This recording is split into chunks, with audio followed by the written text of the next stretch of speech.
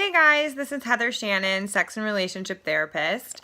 And recently somebody close to me mentioned that she didn't think that kinky sex could be loving sex. And so I thought this would be a great opportunity to do sort of a myth-busting video on kink and BDSM.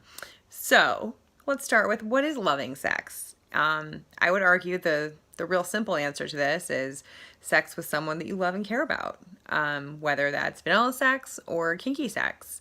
I'm wondering though if this question maybe had a hidden meaning of, soft or tender or sensual. Maybe that's what we tend to think of when we consider loving sex. And I guess I would first say that certainly not all vanilla sex is, soft or tender or sensual in that way.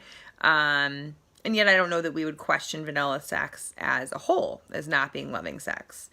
And I would also say certainly not all kink and BDSM sex excludes softness, tenderness, sensuality at all.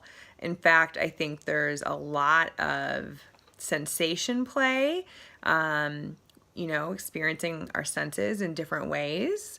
And that there can be, soft caresses, there can be sweet words in pet play or age play or other role plays, or even in a rope or other type of bondage scene, because, sex and kink is inclusive and there's an infinite array of what can happen. So I think it's important, though, that we just don't assume that, kinky sex is only violent and aggressive and coming from a mean or angry place, or it's dark or twisted. Maybe it is sometimes for some people and in a way that they find enjoyable, but that still doesn't preclude it from being loving or even soft and tender.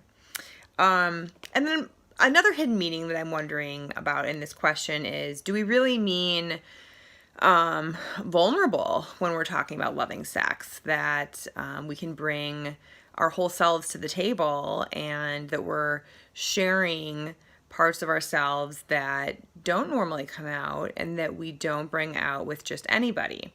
And so in that case, I would say that kink and BDSM absolutely meet that criteria. Because not only are these parts that don't normally get to come out, but I would say it takes even that much more courage and that much more vulnerability because of some of the existing stigmas around kink and BDSM activities. So especially with a new partner, if you're kind of like, I don't know how this person's going to react, or should I try these things? Or should I bring them up and see, if they're accepting? There's a lot of vulnerability present there. So I think it's important that we don't participate in that stigmatizing that, oh, this is just like some weird thing, or this is just like a novelty.